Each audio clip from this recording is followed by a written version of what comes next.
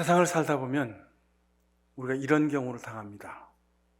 열심히 살고 열심히 일하고 뭔가 이뤄놓고 최선을 다한 것 같은데, 열심히 배우고 열심히 자기 주장을 하며 살았는데 어느 순간 내가 이게 맞는 걸까? 내가 아는 게 정말 아는 것일까? 내가 이뤄놓은 게 이게 정말 이뤄놓은 것일까? 또는 나는 도대체 뭘 알고 있는 거지? 그런 의문에 빠질 때가 있습니다. 특히 우리 여성분들은 나이가 이제 50 넘고 60 넘고 그러면 자녀들이 다 장성하죠. 자녀들이 장성해서 다 시집장가를 보내고 부부가 같이 살기도 하고, 또는 부부 중에 누구 한 사람이 먼저 하나님 곁에 부름을 받아서 홀로 지낼 때도 있습니다. 그때 이런 의문이 많이 들죠. 내가 뭘 위해서 지금까지 살아왔지?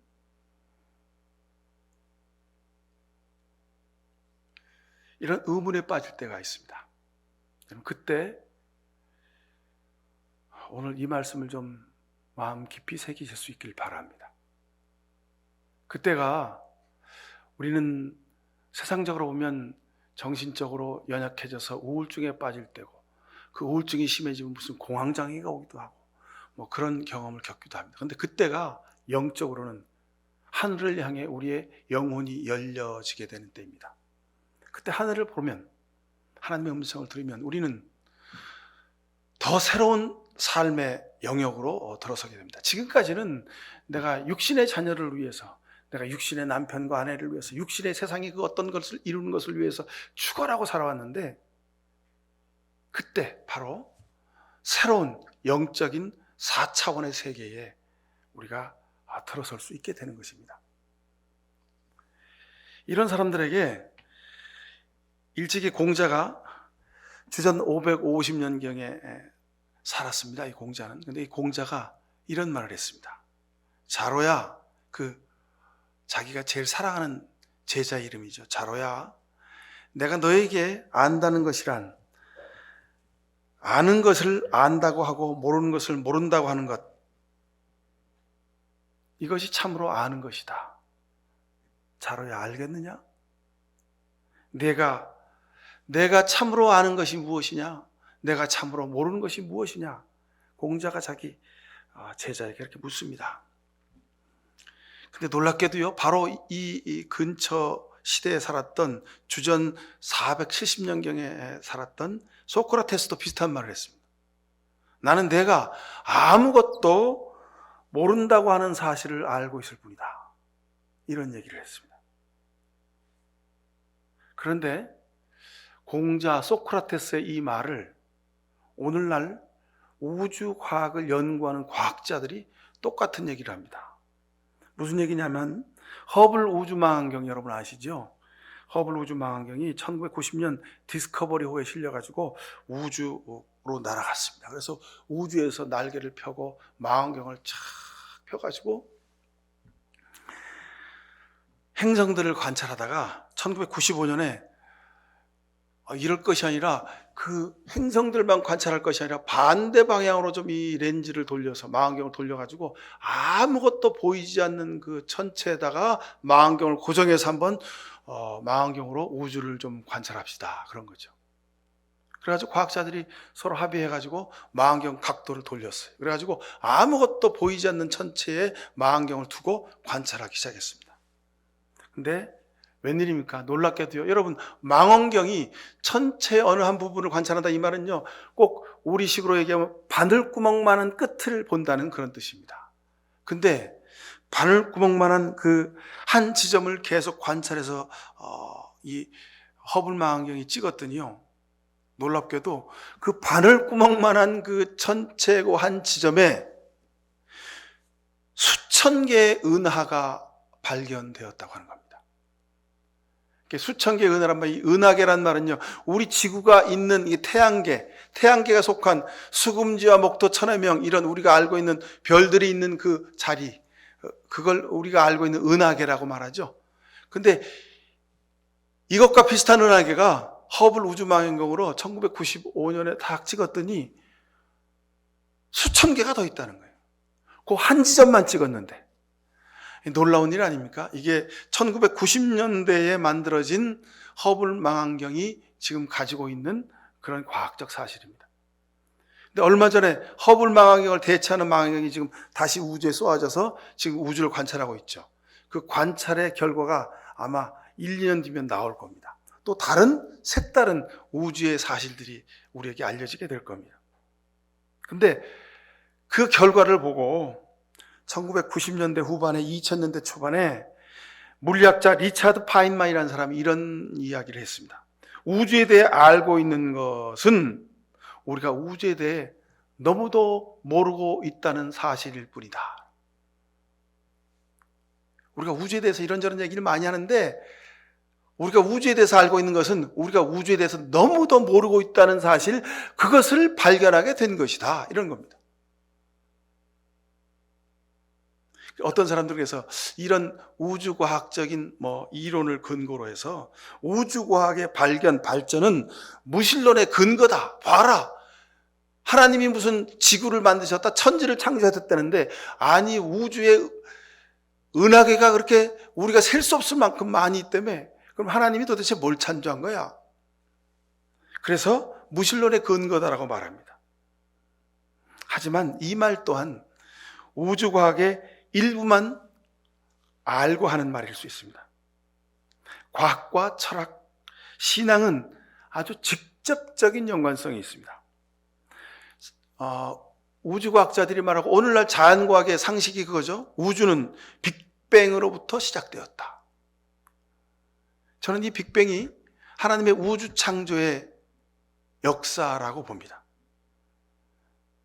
아직도 우리가 짐작만 하는 수십만, 수백만 광년, 빛으로 수십만 년, 수백만 년을 가야 볼 수 있는 그 엄청난 먼 거리에 있는 그 은하계, 그 우주 속에 하나님의 숨겨진 창조의 비밀이 그 속에 있다는 겁니다. 우리는 알지 못하지만, 우리는 오로지 성경만을 통하여 하나님을 알고 있지만, 성경 속에 감춰진 하나님의 창조의 그 실제의 비밀을 우리는 하나도 모르고 있다고 해도 과언이 아닌 것입니다. 그냥 하나님이 우리가 눈으로 보는 하늘을 창조하시고 우리가 딛고 사는 이 땅만을 창조하신 것이 아니라 하나님이 온 우주를, 우리가 알 수 없는 그 크기의 우주를, 그 깊이의 우주를 만드셨다는 것을 우리가 깨달아 알 수 있습니다. 그래서 저는 이 과학적인 새로운 그 지식, 우주과학적인 새로운 그 이론들이 나오는 것을 보면서 제가 유튜브 속에서 그 우주과학에 관한 그런 책들의 내용들을 이렇게 과학자들이 강연한 내용들을 아주 제가 즐겨봅니다. 그걸 보고 들으면 들을수록 하나님의 창조의 신비가 이렇게 놀랍구나는 것을 다시 깨달아 알게 됩니다. 정말 이 우주 속에 숨겨진 하나님의 창조의 신비가 얼마나 놀라운지 설레이는 마음으로 그 과학적 발견들을 기다리게 되는 겁니다.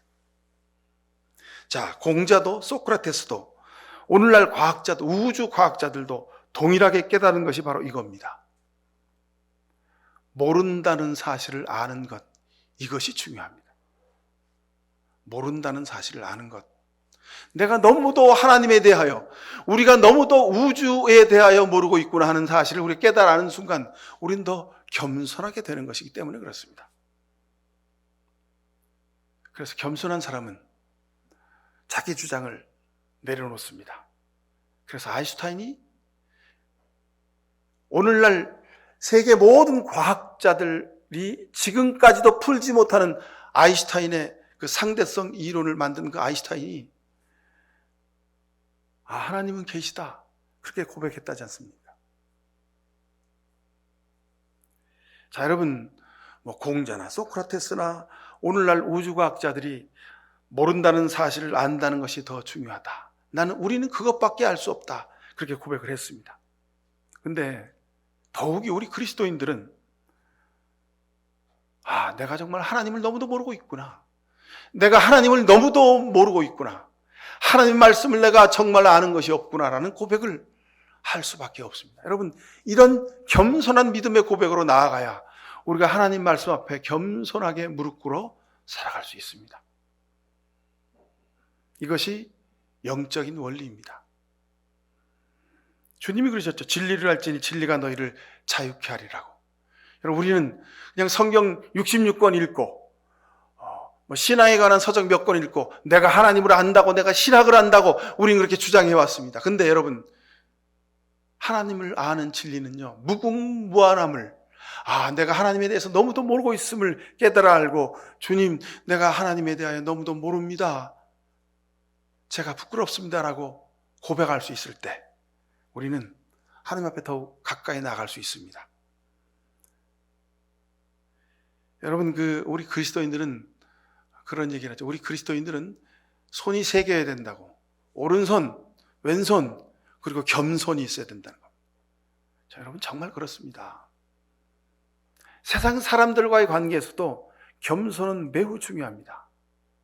아무리 높은 학식, 아무리 높은 권력, 아무리 많은 재물을 가지고 있더라도 그 사람이 겸손하지 못하면 그 사람은 세상 사람들에게 인정받을 수 없습니다. 저 돈만 가지고 있네. 저거 높은 자리에 올랐다고 권력질을 하고 있네. 뭘 좀 배웠다고 아는 체 안에 사람들이 무시하고 우습게 여기게 됩니다. 하나님과의 관계에서도 마찬가지입니다. 여러분, 겸손하시기 바랍니다. 하나님, 제가 드린 기도가 너무도 하찮습니다. 하나님, 내 기도가 너무 욕심으로 가득 차 있습니다. 하나님, 내가 지금까지 믿음으로 산다고 살았는데 아버지, 내가 돌이켜보니 하나님을 위하여 해놓은 것이 아무도 없습니다. 하나님, 무익한 종입니다. 여러분의 기도가 이런 겸손의 기도 될 수 있기를 간절히 바라합니다. 그래서 빌립보서 2장 5절 이하에 보면 우리가 너무나도 잘 아는 말씀, 이 말씀을 우리에게 일러주고 계시는 겁니다. 여러분은 이런 태도를 가지십시오. 그것은 곧 그리스도 예수께서 보여주신 태도입니다. 자, 여러분, 개역 성경에는 이런 마음을 가지십시오. 곧 그리스도 예수께서 예수의 마음입니다, 이렇게 돼 있죠. 근데 여러분, 마음이라고 읽으면 우리가 좀 달리 해석할 수가 있습니다. 마음이 아니라 여러분, 마음을 넘어서 태도여야 합니다. 태도. 우리 삶의 모습이어야 됩니다. 그래서 그분은 하나님의 모습을 지니셨으나 하나님과 동등함을 당연하게 생각하지 않으시고 오히려 자기를 비워서 종의 모습을 취하시고 사람과 같이 되셨습니다. 그는 사람의 모양으로 나타나셔서 자기를 낮추시고 죽기까지 순종하셨으니 곧 십자가에 죽기까지 하셨습니다. 그러므로 하나님께서 그를 지극히 높이시고 모든 이름 위에 뛰어난 이름을 그에게 주셨습니다. 나 하나님의 아들이거든. 내가 5,000명을 먹였거든. 내가 물로 포도주를 만들었거든. 내가 죽었던 나사로를 살렸잖아. 너희들이 봤지. 예수님이 십자가 위에서 아마 그런 주장을 하셨더라면 예수님은 그냥 하나님의 아들은 되실 수 있을런지 모르지만 세상의 모든 우리의 죄를 사하시는 구세주는 되실 수 없으셨을 겁니다. 빌립보서 2장에서 예수님의 이런 태도를 우리에게 설명해 주고 계신 겁니다. 하나님 존재 그 자체였다는 겁니다. 하나님의 모습이었다는 겁니다. 하나님과 동등된 분이셨다는 겁니다. 그럼에도 불구하고 사람의 몸을 입고 세상에 오셔서 사람과 같이 되셨다는 겁니다. 근데 사람의 모양으로 나타나셔가지고 사람처럼 사셨는데 8절이 더 중요해요. 8절 9절이 더 중요합니다. 자기를 낮추시고 죽기까지 순종하셨다는 겁니다. 그냥 세상 사람들처럼 평범하게 사신 것이 아니라 세상 사람들 가운데서도 자기를 더 낮추셨다는 거예요.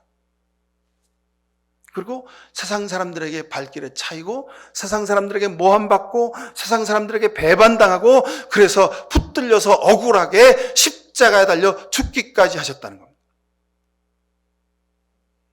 그래서 9절에 보니까 그래서 하나님께서 그를 지극히 높이시고 모든 이름 위에 뛰어난 이름을 그에게 주셨다 그랬습니다. 사랑하는 우리 목양교회 성도 여러분, 여러분 기억하십시오. 이게 믿음의 위대함입니다. 예수 그리스도의 믿음입니다. 그러니 우리가 예수를 깊이 생각하라 하신 말씀의 그 뜻을 이해할 수 있습니다. 세상 살면서 여러분, 고개를 숙이고 내 주장을 내려놓고 내 고집을 버리십시오. 내 생각을 내려놓으십시오. 그것이 주님을 닮아가는 지름길이라는 말씀입니다. 예수님의 태도를, 삶의 태도를 한마디로 얘기하면 겸손입니다. 겸손. 근데 이 겸손이라는 단어가 너무 때가 묻어가지고 너무 거룩해가지고 하늘에 그냥 에드벌룬처럼 둥둥둥둥 떠다녀요. 사람들이 겸손이라는 단어를 뜬구름 잡듯이 잡는 거예요. 자기 욕심과 고집과 자기 주장과 자기 모든 것을 다 가지고 있으면서 겉으로 포장만 하는 거예요. 겸손한 사람인 척 하는 거예요. 온유한 사람인 척 하는 거예요. 말씀대로 산 사람인 척 하는 거예요. 그리고 자기 욕심을, 하나님의 이름을 빌어서 자기 욕심을 이루어내는 거예요. 너무도 안타까운 현실이 바로 이런 우리 삶의 모습입니다. 나도 그런 사람 되지 않을까? 여러분, 우리가 하나님 앞에 무릎 꿇어야 됩니다. 하나님의 이름으로 많은 일을 했다고 하는 사람들이 바로 이런 죄 가운데 빠져 있는 것을 봅니다. 주님의 이름으로 이것도 하고 저것도 하고, 하나님의 이름으로 이것도 하고 저것도 하고 많은 것을 이루어냈다고 막 자랑하는 거예요. 근데 여러분, 그건 겸손이 뭔지를 모르는 사람. 그 사람은 예수님의 십자가의 도가 뭔지를 모르는 사람. 그 사람은 진리가 뭔지를 모르는 사람입니다. 여러분, 세상에서 예수 믿는 사람 중에 그 사람이 목사이든지 장로이든지 권사이든지 집사이든지, 그러니까 어떤 사람이든지 내가 예수 믿으면서 평생 이런 걸 이루어냈다고 여러분 책으로든지 강연으로든지 뭐 자기의 설교로든지 무엇으로든지 자기가 자랑하는 사람들이 있거든. 여러분, 안타까이 여기고 그 영혼을 위해서 기도하셔야 됩니다. 여러분, 우리가 하나님의 이름을 위하여 이루어낸 것이 무엇이 있습니까? 아무것도 없습니다. 우리는 무익한 종일 뿐입니다. 근데 우리는 세상 살면서 뭐 좀 이루어 놓으면, 뭐 좀 해놓으면 내가 하나님을 위하여 이거 됐다고 저거 됐다고 막 자랑하고 삽니다.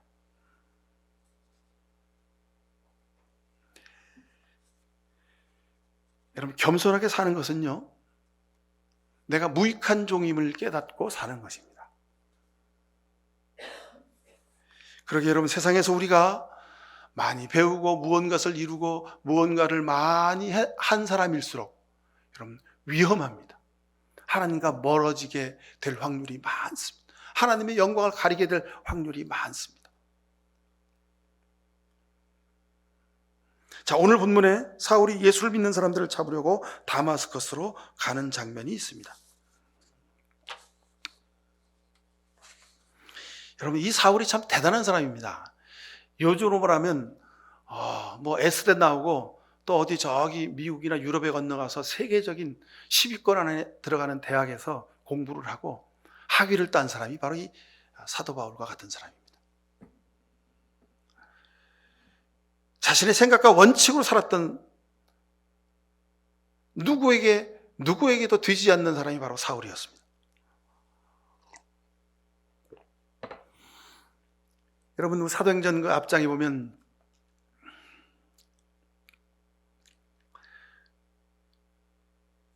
일곱 집사 중에 스데반이라고 하는 사람이 있죠. 성령의 충만함을 받아서 예수 그리스도의 복음을 증거합니다. 근데 사람들이 그 설교를 듣고 막 분이 차올라는 거예요. 아니, 저 녀석이 누군데 저렇게 막 하나님의 이름으로 설교를 하는 거야? 그리고 스데반 앞에서, 스데반이 설교하는 그 자리에서 스데반을 향해서 돌을 던집니다. 그게 누구냐면 사두개인과 바리새인들, 대제사장에 충성하던 사람들이었습니다. 그 중에 그 한 무리에 끼어있던 사람이 바로 이 사울입니다. 스데반에게 돌을 던질 때에 스데반의 옷을 벗겼다 그랬습니다. 스데반의 옷을 이 사울이 맡고 있었다는 겁니다. 이 사람은 그러니까 유대교 율법에 지금 그 관례법을 집행하는 집행관의 자리에 있었던 사람입니다. 아주 권세가 있었던 사람이라고 볼 수 있습니다. 그는 하나님의 영광을 위해서라면 그의 인격과 태도, 그 인생, 그 젊음을 다 들여서 헌신할 수 있었던 그런 아주 결단력이 있는 사람이었습니다. 그래서 그는 스데반이 돌 맞아 죽는 현장에서 스데반의 그 겉옷을 맡아 법적인 정당성을, 우리가 스데반을 죽인 이 사실이 율법의 정당함을 지켰던 사람이 바로 이 사울입니다. 그래서 유대 사회에서 아주 신망이 두터운, 아주 떠오르는 혜성과 같은 젊은 지도자 중에 한 사람이었습니다. 세상은 이런 사람을 추진력이 좋은 사람, 실천력이 있는 사람, 강직한 사람, 이렇게 말하죠. 여러분 어떠십니까? 이 사울은 바로 자신의 이런 면 때문에 진정으로 하나님과 멀어진 사람이요, 예수 그리스도를 핍박한 자리에 들어서게 된 사람입니다. 성경을 보면 사람의 열심이 얼마나 무서운지를 알 수 있습니다. 하나님의 이름으로, 율법의 이름으로, 그리고 신앙의 이름으로 행해진 수많은 무자비한 일들이 성경 속에 많이 있습니다. 그 대표적인 사건이 뭐냐면 서기관과 사두개인과 바리새인들, 이 사람들은 그 당시 유대사회 지도자들입니다. 그리고 대제사장, 유대교의 최고의 권위자입니다. 그 당시 거룩의 존귀함의 상징이 바로 대제사장입니다. 근데 이 사람들이 하나님의 이름으로 예수님을 잡았고, 예수님을 재판했고, 예수님을 멸시하고 조롱하고, 그리고 십자가에 못 박아 죽였습니다. 이것이 사람의 열심의 모습입니다. 사람의 열심은 바로 이런 엄청난 잘못을 행하게 되는 것입니다. 여러분, 자기 뜻과 자기 생각, 자기 신념, 이것이 다르면 그 상대방을 적으로 만듭니다. 이것이 사람 세계의 인간 역사의 현실입니다. 지금 우리 사회에서 일어나는 모든 갈등은 여기서 비롯한 것입니다.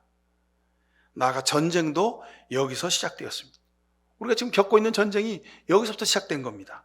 너와 나랑 다르네? 니네 나라와 우리나라와 다르네? 네 이념과 내 이념이 다르네? 그래? 너 그럼 가만둘 수 없지. 내가 힘이 있으니까, 내가 총칼이, 내가 로켓이, 미사일이, 핵무기가 있으니 너 그냥 조용히 사라져? 근데 상대방 나라가 그렇게 못하겠는데? 그래? 그럼 맞점 볼래? 그리고 로켓, 미사일, 핵무기로 상대방을 다 죽이는 겁니다. 이게 세상의 역사입니다. 바로 사울도 그런 세상의 원리에 충실했던 사람이고 그 아주 최첨단에 있었던 사람입니다. 그래서 대제사장의 명령서를 들고 지금 다마스커스에 있는 하나님의 이름을 모욕하는 저 사이비 집단, 예수 그리스도를 구주로 고백하는 저 크리스찬들을 잡아다 가두고 저들을 법 집행을 통해서 하나님의 의를 세우기 위해서 지금 가고 있는 중이었습니다. 세상의 모든 권력자들은, 많이 배운 사람들은, 실력자들은, 사회 리더라고 하는 사람들은 이 전부 다 사울과 같은 다마스커스로 가는 길을 다 가고 있는 겁니다. 자기 의와 자기 뜻과 자기 생각, 자기 주장을 실현하기 위해서. 이게 사울의 다마스커스로 가는 길입니다. 근데 예수님은 그 길로 가고 있는 사울을 세우시고 그 얼굴 앞에 빛을 비추시고 사울아, 사울아 부르신 겁니다. 주님 누구십니까? 나는 내가 핍박하는 예수다. 그리고 사울은 눈이 멀어버렸습니다. 여러분, 세상의 역사는 자기 의지와 신념, 자기 뜻과 생각, 자기 방법을 관찰하기 위해서 다마스커스로 가는 길입니다. 근데 하나님의 길은 거기서 정지해서 서서 예수님을 만나는 길이어야 한다는 겁니다. 하늘로 향하는 길이어야 한다는 겁니다.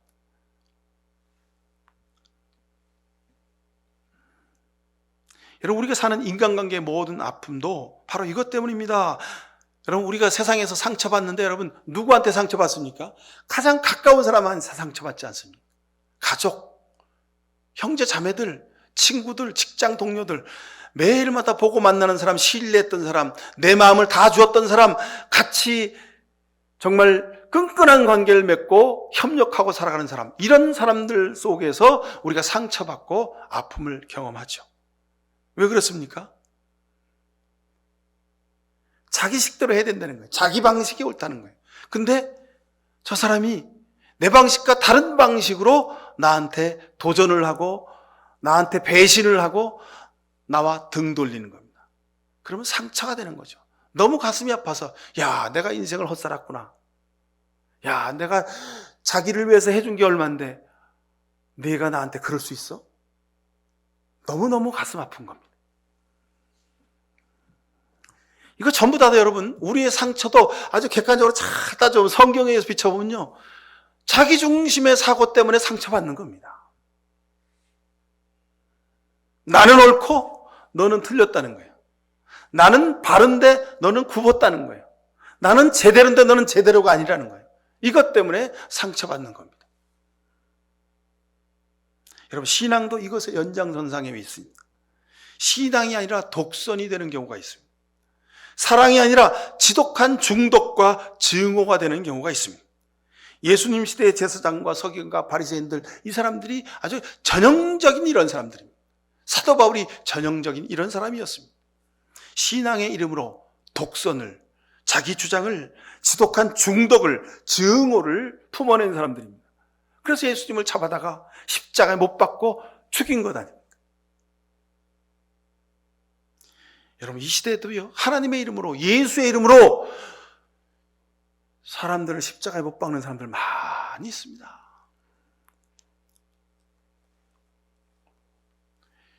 자기 얘기 들어야 된다는 거예요. 내 얘기 안 들으면 하나님도 국물이 없다는 겁니다. 그런 사람이 목사라고 버젓이 목회하고 있어요. 그런 교회 교인들이 막 5천 명씩 모여서 예배 드리고 있어요.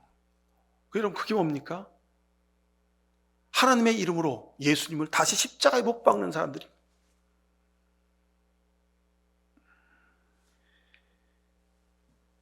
여러분, 기억하십시오.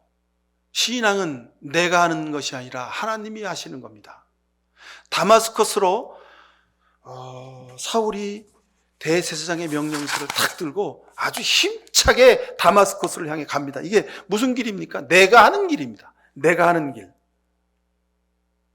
근데 예수님은 그리로 가는 사울을 불러 세우시고 말씀하시고 뒤돌아 눈 멀게 하시고 조용히 하나님의 음성을 기다리게 하셨습니다. 오늘 성경 말씀 보십시오. 15절 우리가 안 읽었는데요, 주님께서 그에게 말씀하셨다. 가거라, 그는 내 이름을 이방 사람들과 임금들과 이스라엘 자손들 앞에서 가지고 갈 내가 택한 내 그릇이다. 9절을 보십시오. 그는 사흘 동안 앞을 보지 못하는 상태에서 먹지도 않고 마시지도 못했다는 겁니다. 예수님의 음성을 듣고 예수님 만나고 나서 그가 먹지도 못하고 마시지도 못하고 앞을 보지도 못했습니다.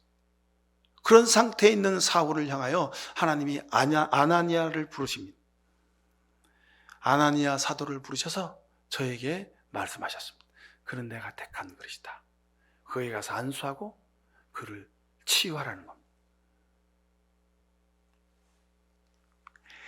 내 중심의 사고, 내가 하고 싶은 대로, 내가 가고 싶은 대로 다마스커스로 가던 그 사울을 돌려세워서 눈을 멀게 하고 먹지도 마시지도 못하게 하고, 그리고 하나님의 종 앞에서 무릎 꿇어 안수받게 하셨습니다. 그리고 하나님의 사랑으로 하나님의 택한 그릇으로 다시 바꾸어 주셨습니다.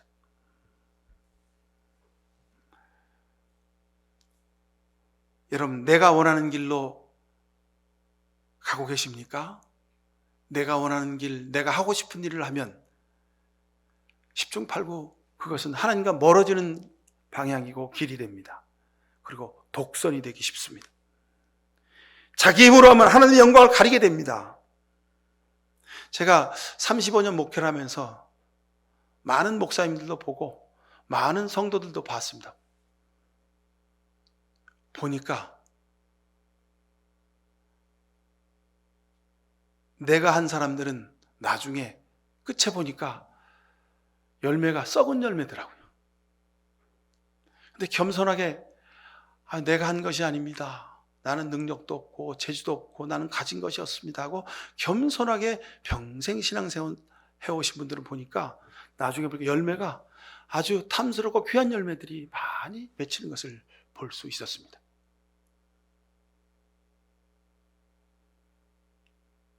하나님이 제가 35년 목회하면서 그런 은혜를 보게 하셨습니다.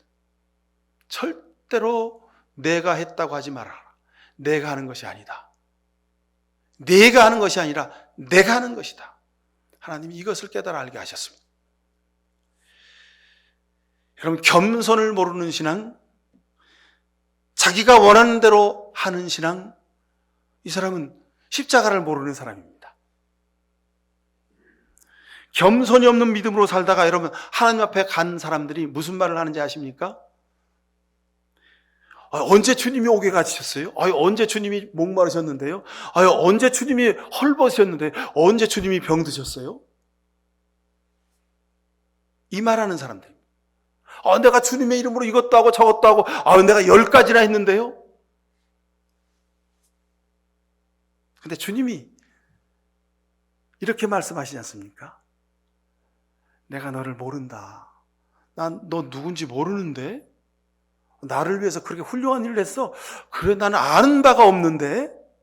주님이 이렇게 말씀하신다는 겁니다. 여러분, 그러니 자기를 위해서 산 거죠. 바울의 평생을 살게 한 그의 기도와 그가 저술한 목회 서신 속에 그 바닥에 깔려있는 송구스러움입니다. 주님 맞습니다. 내가 주님을 핍박한 사람입니다. 그래서 사울은요, 바울이 되어서 복음을 증거하면서 많은 초대교회에 편지를 씁니다. 성령의 감동으로 편지를 썼는데 그 편지가 우리 구약 신약 성경 뒤쪽에 목회 서신 그래가지고 바울의 여러 말씀들이 있습니다. 근데 꼭 그 앞에 쓸 때 바울은 예수 그리스도의 종된 나 바울은 그렇게 씁니다. 나는 예수님의 종입니다. 실제로 그는 말로 그렇게 고백했을 뿐만 아니라 실제로 그는 아주 가난하고 궁핍하고 힘들게 살았습니다. 그래서 바울은 맞습니다. 내가 주님을 핍박한 사람. 내가 알고 있는 것들은 예수님을 위해서라면 다 배설물처럼 다 버릴 수 있습니다. 주님, 내가 정말 곤고한 죄인입니다. 이렇게 고백하고 있는 것입니다. 나는 내가 핍박하는 예수다. 사울이 들었던 이 예수 그리스도의 이 말씀, 여러분 우리 삶에서도 듣고 사실 수 있길 바랍니다. 예수님이 모른다고 하시면 여러분 얼마나 안타깝습니까? 주님 앞에 설 때 내가 작은 일에 충성했으니 내가 너를 안다. 내가 충성된 종이다. 주님의 이 인정을 받고 사실 수 있길 바랍니다. 여러분, 우리가 세상 살면서 무슨 일을 하든지 어떤 처状형편 가운데 있든지 주님, 내가 무익한 종입니다. 주님, 나를 사용하옵소서. 나는 단순히 주님의 도구일 뿐입니다. 이런 고백으로 살아가실 수 있기를 간절히 축원합니다. 기도하십시다.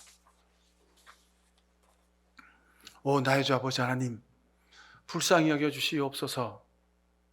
주님께 모든 것을 맡겨드립니다. 내가 지금까지 행한 것 무익한 것뿐입니다. 주여, 우리를 불쌍히 여기시고 우리를 용서하옵소서. 이 세상 살면서 우리가 하는 일 모두가 내가 하는 것이 아니라 하나님께서 나를 통하여 행하시는 것임을 우리가 깨달아 압니다. 주님, 우리를 도구 삼아 주시고 우리를 통로 삼아 주옵소서.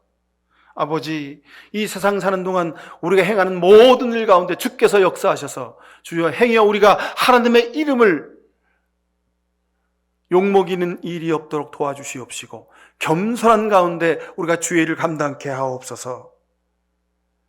주님, 내가 주님을 핍박한 사람입니다. 우리를 불쌍히 여겨 주시옵소서. 예수 그리스도 이름으로 기도하옵나이다. 아멘. 우리를 위하여 사랑하는 독생자 아들 예수 그리스도를 이 땅에 보내주신 하나님의 아버지의 귀하신 사랑과 이 세상에 오셔서 하나님과 동등됨을 버리시고 죽기까지 낮아지신 예수 그리스도의 십자가의 그 놀라우신 겸손하심과 오늘도 우리 곁에 계셔서 우리의 믿음을 위하여 늘 깨우쳐 주시고 겸손하게 복 내려주시는 성령의 역사하심이 이 시간 머리 숙인 모든 죄 백성들 모래 위와 저들의 가정과 땀 흘려 일하는 일터 위에 그들은 이 나라의 민족의 역사 위에 그리고 전쟁의 고통으로 눈물을 흘리는 모든 죄 백성들 머리 위에 지금부터 영원히 함께하여 주시옵기만을 간절히 축원하옵나이다. 아멘.